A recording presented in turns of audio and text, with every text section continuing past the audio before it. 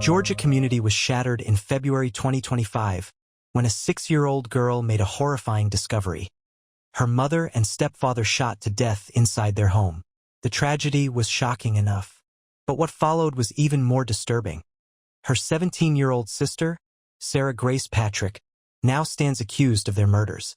This case has captivated headlines around the world, not just because of the brutal crime, but because of the eerie social media trail Sarah left behind. Today, we're breaking down the full story, step by step, with every detail backed by verified reporting. This is the case of Sarah Grace Patrick. On the morning of February 20th, Carroll County, Georgia, seemed quiet and ordinary. But inside one home, tragedy had already struck. A 6-year-old girl wandered into a room and found her mother, 41-year-old Kristen Brock, and her stepfather, 45-year-old James Brock, lying dead from gunshot wounds. She ran to her older sister, Sarah Grace Patrick, who then dialed 911. Investigators soon arrived to find no forced entry, no sign of a struggle, and no weapon left behind. The door was slightly ajar, as if someone had left in a hurry. The crime stunned the community. These were church-going people, described as kind, generous, and family-oriented. The question that immediately haunted everyone was, who could have wanted them dead? In the days and weeks after the murders, Sarah Grace Patrick began posting emotional TikToks. She spoke of grief, of loss, and of guilt that her little sister had been the one to discover the bodies. But something about her activity struck many as unusual.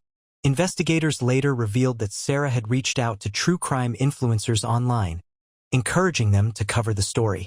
She even described her parents' murders as a really big hit for content, and offered to provide what she called inside information. For law enforcement, this behavior wasn't just strange. It was a clue that couldn't be ignored. Behind the scenes, investigators were building their case. Authorities spoke of mountains of evidence, ranging from social media activity to forensic results and interviews with family. Federal and state agencies joined local police to piece together the timeline. What they found painted a complex picture. Custody disputes in the family's past, allegations of domestic conflict, and tension beneath the surface of what once seemed like a picture-perfect home. Slowly, the focus of the investigation narrowed. And shockingly, the person in the spotlight was not an intruder, not a stranger, but Sarah herself. On July 11, 2025, nearly 5 months after the murders, Sarah Grace Patrick voluntarily turned herself in, walking into the sheriff's office alongside her father. Prosecutors charged her with 2 counts of murder and 2 counts of aggravated assault. The news shocked the community. Friends and relatives were divided. Some could not believe she was capable of such violence. Others pointed to her unsettling online behavior as a red flag. Overnight, the teenager who had been mourning online was standing accused of a double homicide.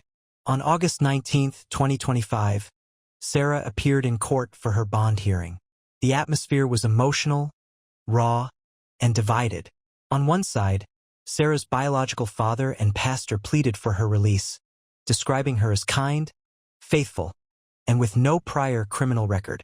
On the other side, relatives of Kristen and James Brock urged the court to keep her behind bars, warning she could intimidate witnesses or flee. Sarah wept as testimony unfolded, at times smiling through tears, at times appearing lost. In the end, Judge Dustin Hightower denied bond, calling her a flight risk and a potential danger to the case. The decision left the family fractured, split between those who still believed in her innocence and those who feared her freedom. Soon after, a Carroll County grand jury returned 8 formal charges against Sarah. 2 counts of malice murder, 2 counts of felony murder, 2 counts of aggravated assault, and 2 counts of possession of a firearm during the commission of a felony. Her arraignment is set for September 22, 2025, and her trial, tentatively scheduled for January 5, 2026. Until then, she remains in custody, awaiting the trial that will determine her future. At the heart of this case are 2 victims, Kristen and James Brock, remembered as loving parents, church members, and friends. But perhaps the most heartbreaking detail is the 6-year-old child, now left without her mother, stepfather, and possibly her sister. Authorities called her the saddest victim, a child whose life will never be the same. The community continues to grieve, and the family remains split, with some relatives standing by Sarah, while others demand justice for Kristen and James. Despite the charges, key questions remain unanswered. No clear motive has been released. No murder weapon has been found. And Sarah's defense maintains there is no proof she pulled the trigger. Could someone else have been involved? Could the truth be more complicated than it seems? These questions will only be answered when the trial begins. The case of Sarah Grace Patrick is far from over.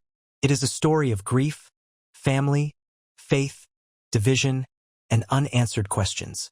As the trial approaches, one thing is certain. A community has been forever changed, and a little girl carries the heaviest burden of all. What do you think? Will the evidence be enough to convict Sarah, or will doubt remain? Share your thoughts in the comments below. And don't forget to subscribe to Crime Deconstructed, where we break down the darkest cases with fact-based storytelling. Until next time, stay safe and stay curious.